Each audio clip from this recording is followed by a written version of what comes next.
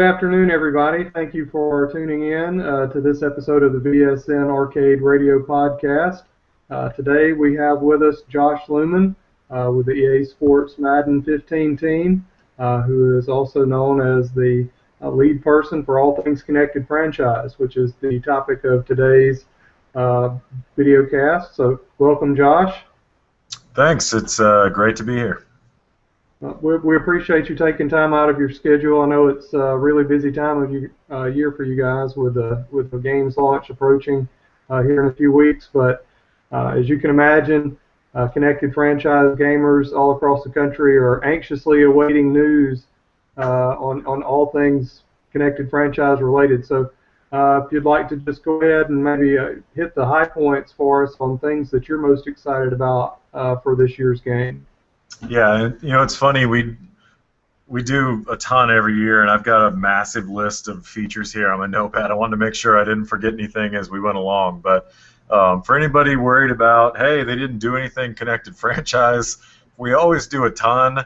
I've got my little team here in Austin, and everybody here is really passionate about making sure that franchise mode is great every year.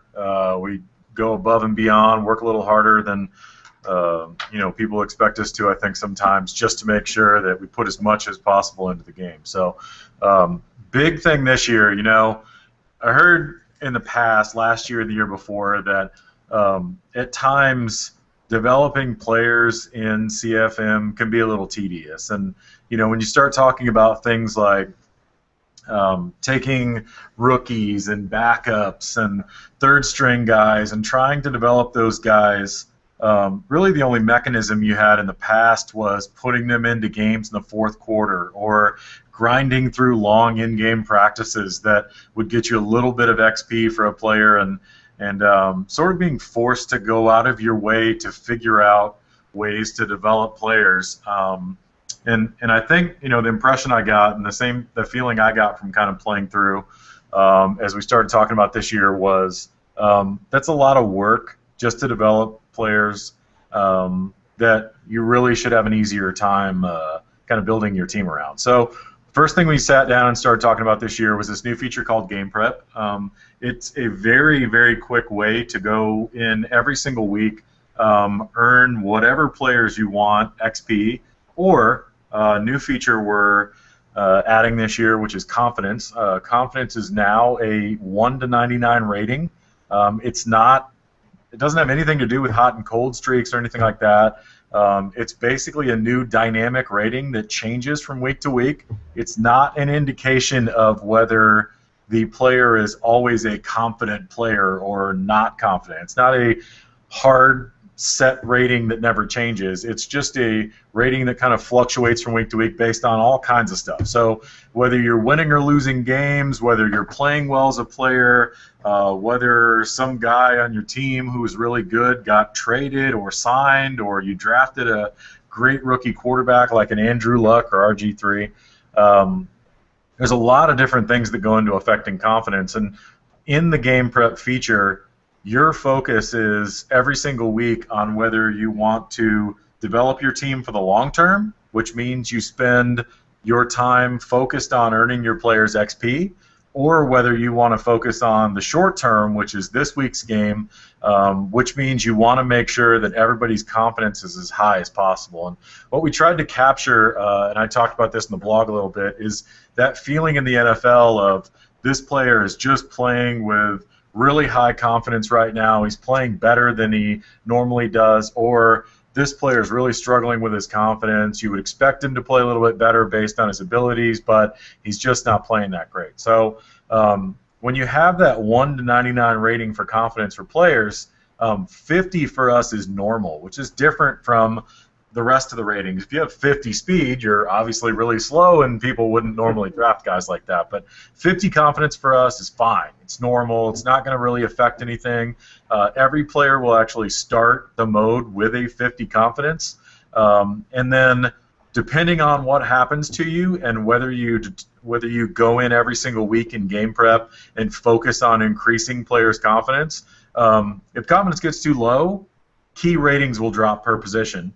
Confidence gets high, key ratings will go up. So you can actually take a guy like a Nick Foles, like in the NFL last year. If you work on his confidence early on, build him up, get him in the game, he'll actually play better than his normal abilities in the play now kind of environment would lead you to believe he is. So it's a new way to kind of determine your strategy for developing your team versus preparing your team every week. The great thing about it is we wrote really extensive logic for all the CPU teams. So CPU teams will look at their team and they'll determine, are we a team that is young, needs to develop our players? If that's the case, they'll always focus on XP before they worry about confidence. And the flip side is, you have a team like the Seahawks, the 49ers, teams that are kind of either in contention for the Super Bowl or right on the cusp. Those teams will actually worry about confidence, and then they'll develop their players after that. So every team almost has a profile if they go in and think about what they should be doing every single week. The other thing I talked about in the blog, as you guys know, when we write logic pretty extensively, very deep. So we've thought about things like a preseason loss doesn't really matter that much to players. It's not that they don't care, it's just that their confidence is just going to go down by like 1 point maybe if they lose a preseason game, versus losing at home to a rival in a blowout. So we have a lot of different scenarios where confidence will change and the amount of confidence will change based on the situation. So if you trade, if you're the Colts and you don't re-sign Peyton Manning, the teammates around Peyton Manning are going to feel that and really be affected by it, and it's going to bother them. So you'll have to think about that as the guy running the team and go in and look at it and say, okay, the personnel moves I'm making in the draft and free agency when I'm re-signing players, those are going to have an impact on the rest of my team, and I need to prepare for that. Confidence never resets, so from season to season, you need to think about the things I do in the off season are going to have an impact on me, and I need to work on this in the preseason to make sure my guys are ready to go. So very deep, very extensive system. We've even got in-game the skill drills that are in the front end of Madden. We've incorporated those within the game prep system, so you can actually choose to take players into drills. The success you have in those drills, the medal that you get, will actually give you a modifier or a boost on the amount of confidence you get. So if you want to actually go in and spend the time in-game doing drills, you'll get a bigger reward for it. But we don't want people to feel like they have to do that. So you can quickly, I've played through millions and millions of scenarios with game prep, and I can go in there and make 5 choices. It takes me about 10 seconds before I play my game each week. I make all my choices, go straight into my game and play it. We wanted to make it a very quick experience, allows you to have control over what you want to do. The other thing I mentioned in the blog that's really important too is that if you don't want to bother with game prep, we'll do it for you. We'll use the same CPU logic that all the teams are using to spend your hours that you have every single week on your players, developing with XP, worrying about confidence. If you want to go in and direct it, you can, but it's going to run by itself if you choose not to actually use it. So we don't want to, after practice in the past couple of years, we don't ever want people to feel like we're forcing you to grind on something. You have to do something or you're going to be penalized. So it's a nice new tool to develop your team, and we think it's going to be a big hit with the fans. Yeah, and individual player drills, I know that was something that we were really excited about when we had a chance to look at Connected Franchise earlier this year. Individual player drills. Could you expand a little bit about the number of hours that you had? Yep. Let people know how that's going to look. So we kind of looked at it from the perspective of a real NFL team and how much time they have in a week to kind of prepare for their upcoming opponent, whether that means developing players long term or getting ready for this week's regular season or playoff game. The amount of hours that you get that you can then turn around and spend on developing people is really dictated by how many free days you have in between your last game and your upcoming game. So it's going to represent if you had a game on Monday night and then you have to turn around and play on Thursday, you're going to have a short amount of time to actually kind of get your players ready versus if you have a bye week or if you played on Sunday morning, the next time you play is the following Monday, you're going to have a little more time every week in those kind of situations to go in and spend a little more time to get prepared. So if you think about things like bye weeks in the playoffs, in the postseason, that's now an important thing to make sure that every single one of your starters' confidence is high. They're getting a ratings boost because of that. You're completely prepared walking into your next game. If you're playing a team that maybe had to kind of win the wild card and that kind of stuff, you have a little bit of an advantage, and we're trying to capture that same advantage that teams have in real life. So you got a little more time to prepare, and you should be. It's not going to dictate that you win, obviously, but it'll help you kind of be on better footing going into that game. Outstanding. So, and I know another thing that a lot of people talked about since last year, and I know that it's been something that's very near to you that you want to try and address is the draft classes, how they would look. I know you've always taken a dim view on people that would put out draft book guides to try and game the draft, so that take advantage of things that other owners might not do, that don't want to use cheat guides and things like that. Could you tell us a little bit about what all your team's been working on for that?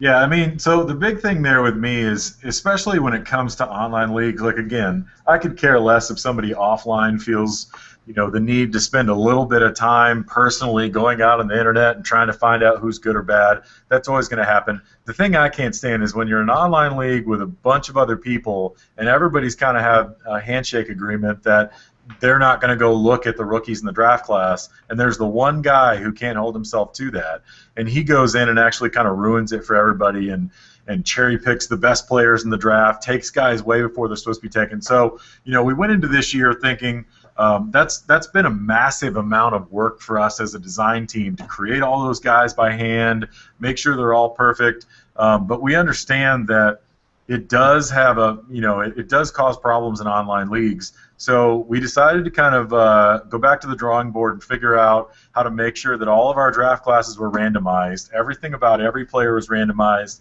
Build it in such a way so that the draft classes that are generated actually end up looking like hand-created classes.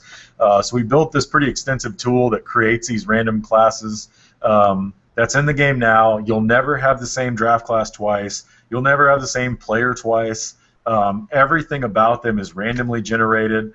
So college, face, height and weight, all that kind of stuff's randomly generated. So we just wanted to make sure that we addressed that issue and made it so that, not only were we kind of helping out online leagues with the people that are going out and cheating, but the secondary thing is just adding that unlimited replayability. So giving you that feeling of every time you load up a draft class, it's fresh and new.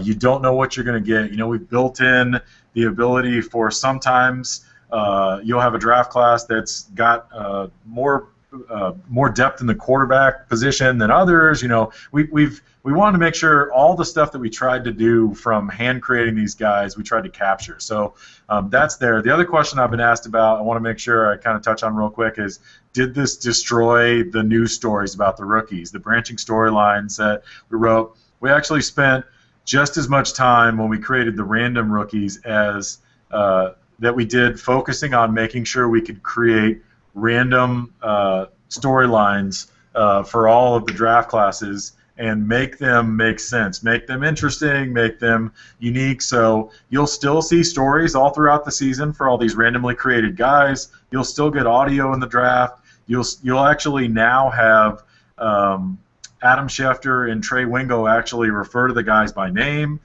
So the goal was, when we shipped the game this year, make it really feel like there's no difference from the hand-created stuff we've done in the past, have the same presentation, same depth, all that kind of stuff, but create that new feeling of people can't ruin this for me, and I'm not going to, there's so much replayability now, I'm never going to see the same players and classes twice. Okay, good deal. And for people that want to, I realize, of course, we're not going to have an NCAA game this year. for people that want to edit a draft class, is that still an option for them? It's not now. So now that we randomly generate draft classes, we don't import draft classes anymore. When we sat down as a group, kind of with the Game Changer guys early on, one of the things I talked about was creating random draft classes now is it just doesn't lend itself this year to being able to edit classes anymore. So it's something we may look at in the future, but it's going to be kind of a technical undertaking trying to figure out when we generate a class, is there a way to then turn around and kind of export it out so that you can edit it and then bring it back in? Since when we generate the class, we're actually generating it right when you start scouting. So it's something we'll talk about in the future, but I kind of felt like it was more important to solve the problem of making sure that the draft classes felt fresh every time than allowing somebody to go out and kind of edit everything about a player. Yeah, well, I agree with that completely. And also looking at the draft classes, now that they are randomly generated, when I noticed like last year, some of the classes that would be generated, you might end up having some position players that would end up maybe with an unrealistic speed rating, like say at a cornerback, you would end up drafting somebody just to fill out your roster. Maybe you had 60 speed or something like that. Has this been something that's been looked at, like for all of the randomly generated players to have like a realistic expectation of a player that would get drafted in the NFL? Oh yeah, attributes that it would align with that. Yeah, definitely. I mean, I would say in terms of tuning, we spent a ton of time tuning game prep and goals and the stuff that we always tune every year. But the draft class generator this year, the random draft class generator, we spent probably 8 months tuning, like going in depth, looking every single time, every time a new revision came out that we retuned it, like making sure that the guys that came out, the tough thing always with balancing that kind of stuff is making sure that the physical ratings represent a guy that would be drafted in the NFL, and still trying to capture, you don't want 80 overall guys coming out in the 6th and 7th rounds every single time. Like, you want to make sure that first round picks are special, second round picks are slightly as good as first round picks. In general, you're going to have some guys that we make sure we put in there that are sleepers or bust, that kind of thing. But trying to capture that balance so that 7th round picks still come out at a 60 overall, but still look like a guy that would be playing in the NFL. So it's always a challenge for us. We spent a lot of time on it this year. Going forward, we'll keep fine-tuning it. And the cool thing about this generator we built is it allows us to go in and create little specific kind of sub-generators. So we come up with a type of player. We can create a little sub-generator for that type of player, and then kind of drop that into the generator as a whole, and then determine how often that type of guy shows up. So we can be as specific as possible, and we can spend the next 5 years tweaking little things, making sure we have guys that play in the SEC look like a certain type of player, have the certain type of ratings, that kind of thing. So I'm excited about the future and what we're going to be able to do going forward, creating all these kind of special players as we kind of flesh this out and expand on it going forward. Yeah, absolutely. So it sounds like we'll still have the ability to find a Tom Brady late in the draft, but Mr. Irrelevant is probably still going to be Mr. Irrelevant. Yeah, that's right. I mean, one of those subgenerators I talked about is where we'll go in and we'll look at a quarterback and say, we create a very specific, this is a sleeper quarterback. He's projected to go in the later rounds. He may go to a smaller school. He may go to a medium-sized school, big school. Just really depends. But, yeah, we've taken great care, because that's a big part of scouting, is like finding that guy in the draft. That's a huge part of the NFL, and we don't overdo it, but those guys are kind of sprinkled in the later rounds as you kind of go through the draft. Outstanding.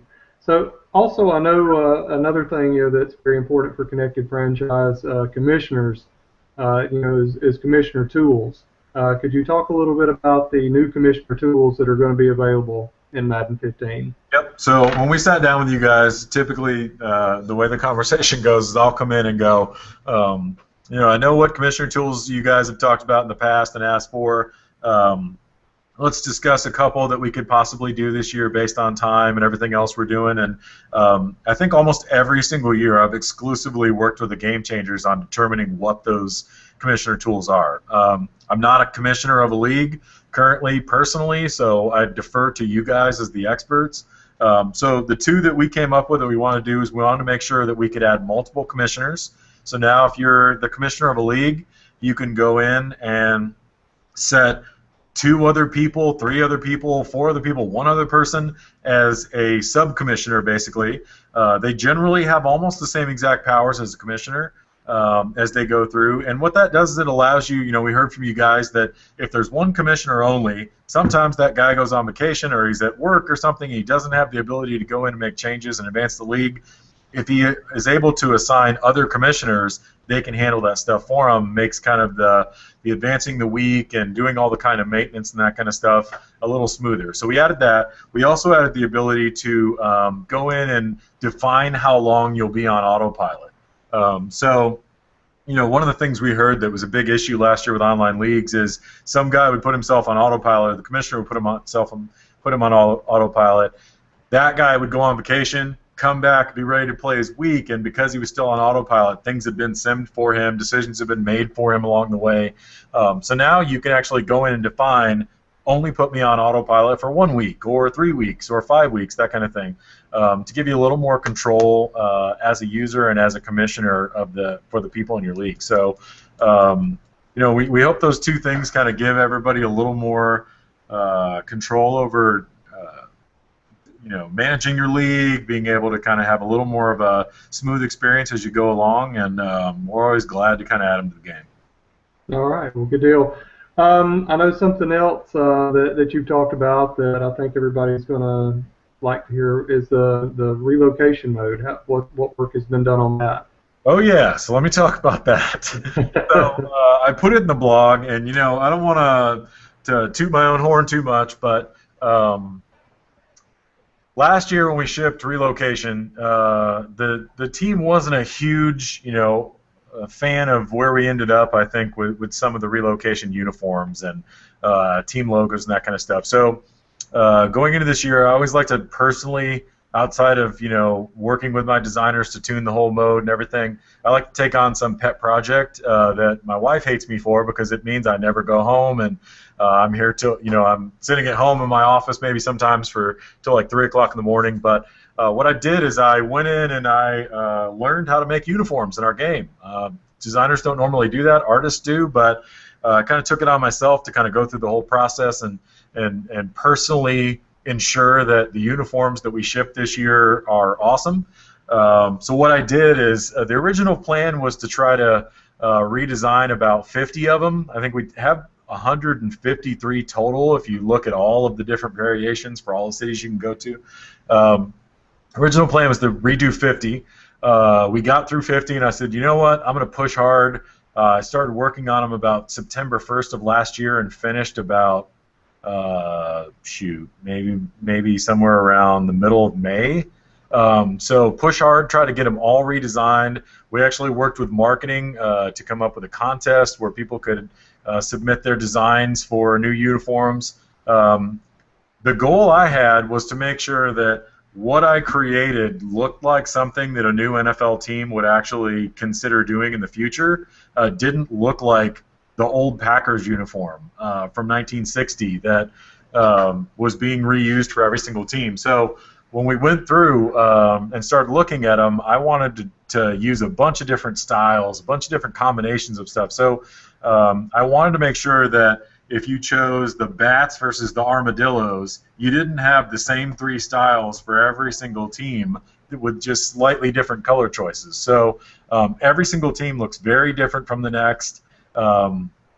We were able to, work with the guys in the marketing contest, the winners of that. We were able to implement some new team names, some new team logos. I went back and actually taught myself Adobe Illustrator and Photoshop a little bit. So I actually took some of the logos we had last year and changed them a little bit so that they looked better from my perspective. So labor of love this year, but I wanted to make sure that when you went through the process of relocating your team, what you ended up with on the field looked slick, looked modern, looked like something that you would go, wow, this is amazing. If an NFL team actually did this, this would be, pretty cool in the future. So finished those. I was very happy with kind of the results.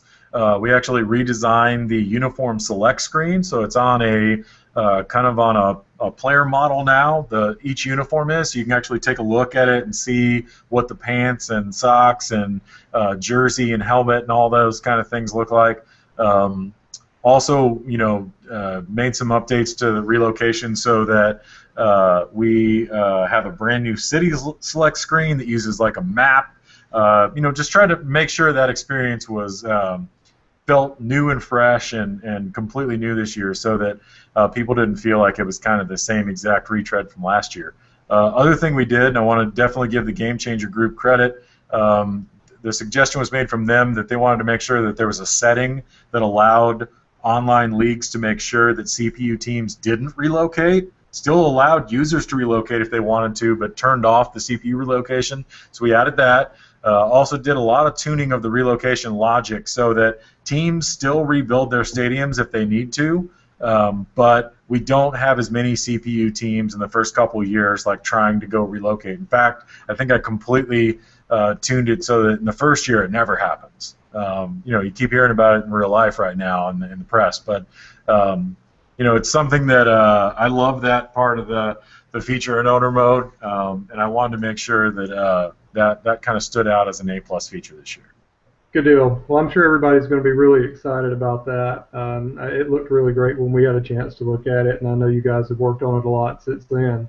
Yeah, I think I call myself an artist now. I'm no longer a designer. I'm an artist. They get paid more. Also, I know something that we had talked about before, what we call the 3 QB roster bug. You guys, I think, had a chance to look at that for Madden 15. Yeah, I mean, for people that might not know what I'm talking about, this was the one where if you had 2 quarterbacks on your roster, even if one broke his leg and got carted off on the ambulance, he would be back in the next play. You had to have 3 quarterbacks to actually have a roster, for a quarterback to leave the game. Yep. I mean, that's one of the things that I really love about the relationship we have with the Game Changer group is that it's not just about the Madden team coming up with ideas for Madden next year. Like, I feel like, especially on the CFM side, we have a really great partnership where I can sit down with you guys and go, hey, give me an idea where you're having problems here or there. It's not just the stuff we read on Twitter or on forums, that kind of stuff. Like, give me the lay of the land of some little thing that's bothering you. And, we focused hard on those types of issues this year with bugs, trying to make sure those were the first bugs we fixed before we touched anything else. So that was one of those things that we looked at and said, oh, yeah, that's a good point. So now we actually make sure that you have a certain minimum amount of players at every single position before you're actually allowed to go into the game, so that we don't have these kind of cheesy things going on where people are they're cutting all their quarterbacks so that there's no chance that Tom Brady ever gets hurt in a game, that kind of stuff. So that was a pretty easy fix for us. It never dawned on us that would be something that could be a big issue, but through our partnership with the community, we're able to kind of see those things and fix them as quickly as possible. Yeah, I think it really became an issue. It probably was not as big an issue in the past, but last year, the emergence of the run option, Colin Kaepernick, Russell Wilson, Cam Newton, quarterbacks that are really good off the run, that run option, that was really destroying a lot of guys in online leagues last year. And then so. Yeah, I'm glad you guys were able to get a chance to look at that. Also, as far as let's look at like presentation, camera mode views. What about any specific modes that might be available for Connected Franchise?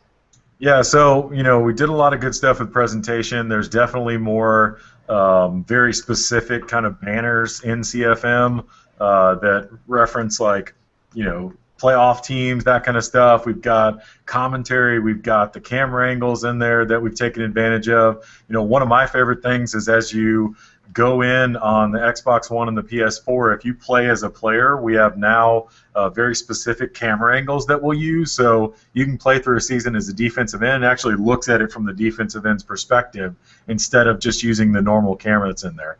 Some small things, I'll touch on more of the other bigger features we did, but other small things that may not sound like a huge deal, but I think definitely make the experience a lot better. Last year and the year before, we had when you were playing through a game as a player, if for some reason you were in on holding for extra points or blocking on a field goal, you'd have to kind of sit there and wait for a field goal to get kicked.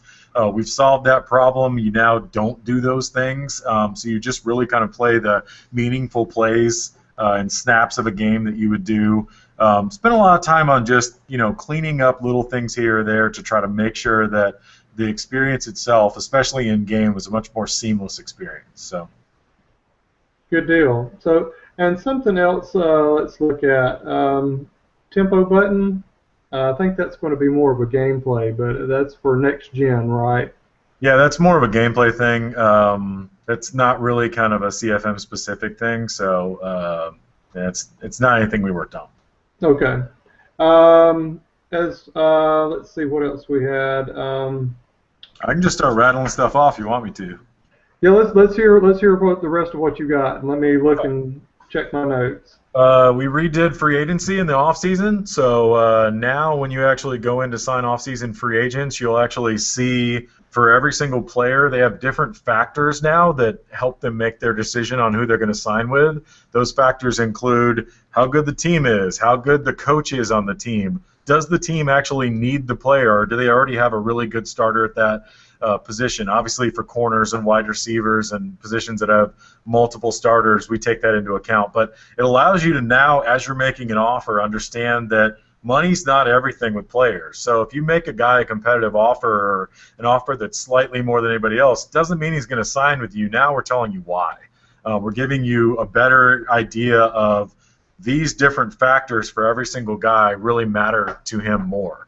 So that's a big one. Did a lot of tuning with owner mode. So some of the feedback we got last year from reviewers and from the fans was that it was pretty easy in owner mode to just jack up all the prices, go through, make as much money as you needed to, and you never really felt like you had to think about, can I drop the price on this item? Can I raise the price on that one to kind of hit the sweet spot as I'm going through and maximize my profit? We did a bunch of tuning on that. Every single item in the entire game now has its own unique sweet spot. So for some items, raising the price slightly means that you'll sell more and make more of a profit. Some items actually dropping the price $1 or $2 will actually maximize your profit there. So there's a game within a game going through and trying to make sure you maximize your profit. That's important because we made owner mode financial tuning much more difficult. So last year you could make $75 million, you never really had to touch anything.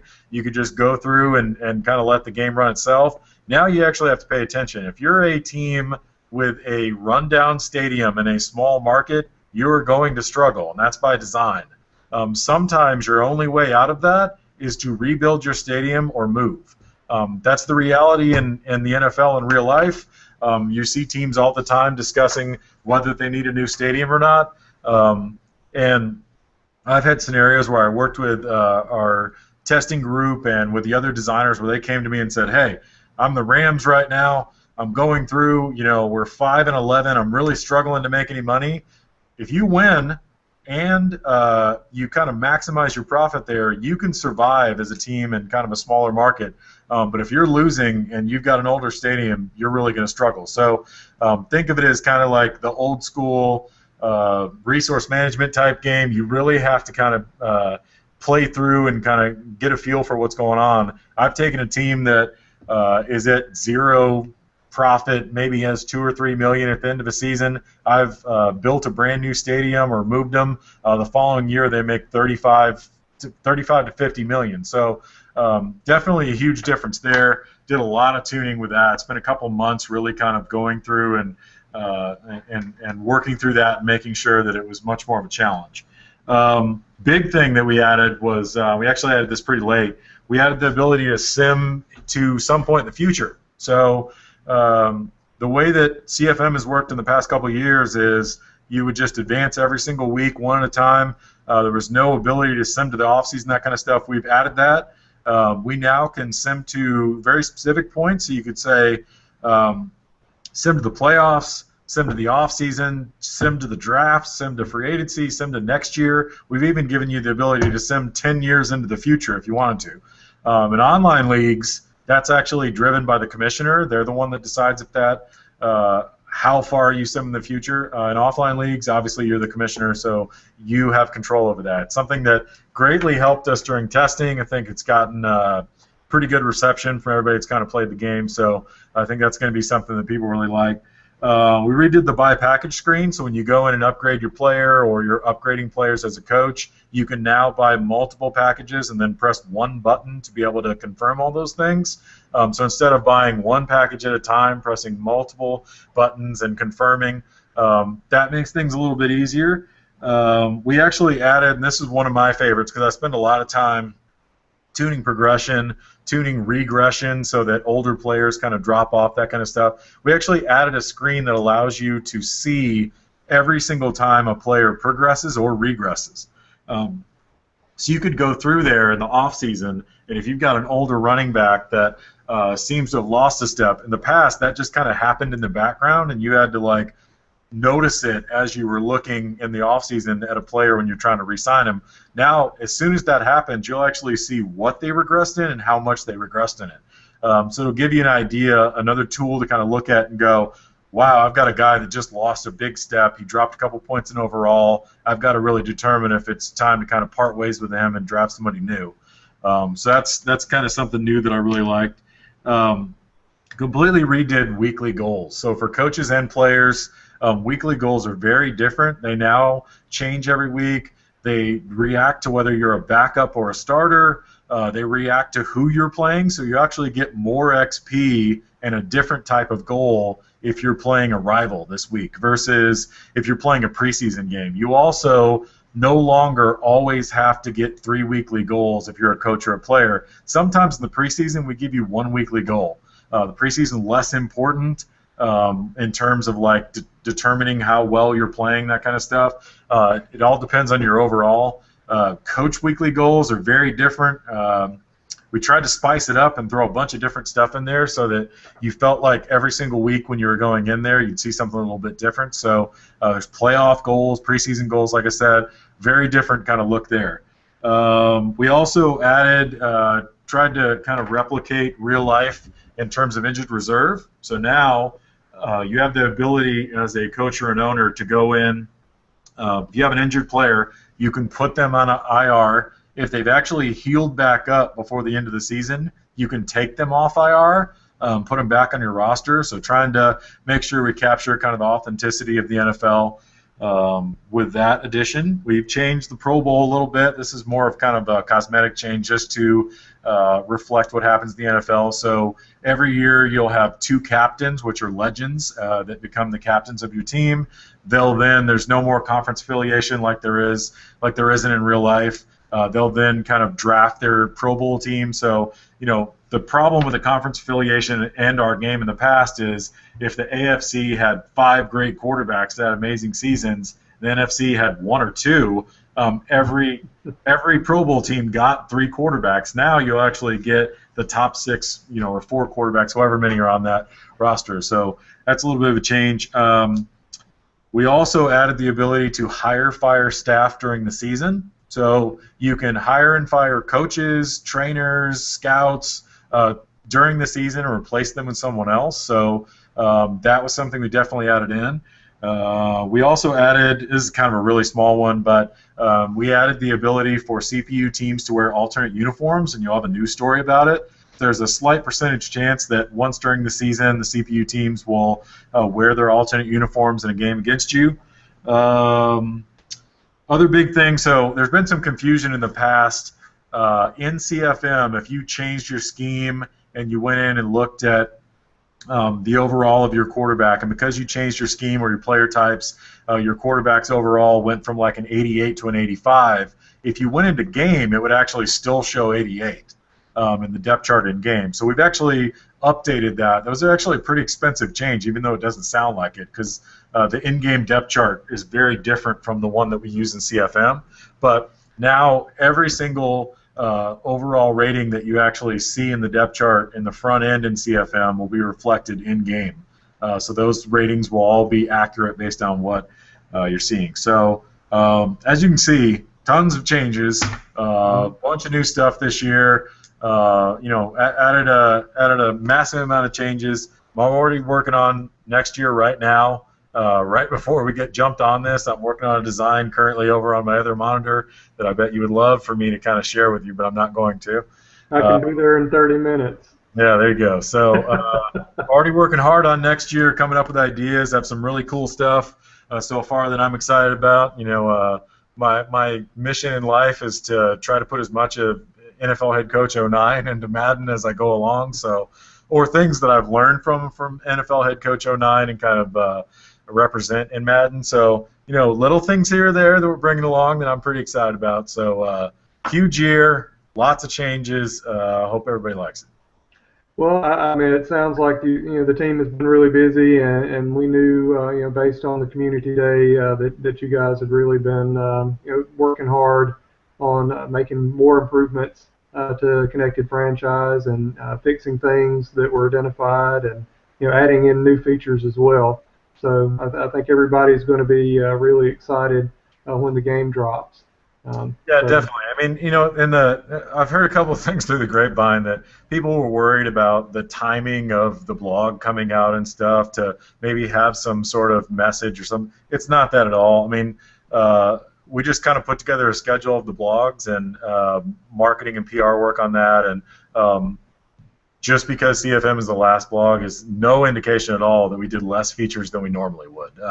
It's just they've all got to come out at a certain time, and that's the order that they were distributed in. So a bunch of big changes this year, a bunch of cool stuff. Very excited about it. I'm anxious to kind of see what everybody thinks and start playing the game. Well, we appreciate you taking time to talk with us this afternoon, Josh. And of course, if you have any Madden 16 features you'd like to share, again, I can. It doesn't take me long to get over to EA offices here in Austin. But we appreciate Josh Looman being with us today. Look forward to getting a chance to play the game soon, and hope everybody enjoys what they get a chance to play this fall. No problem. Thanks a lot. Thank you, Josh.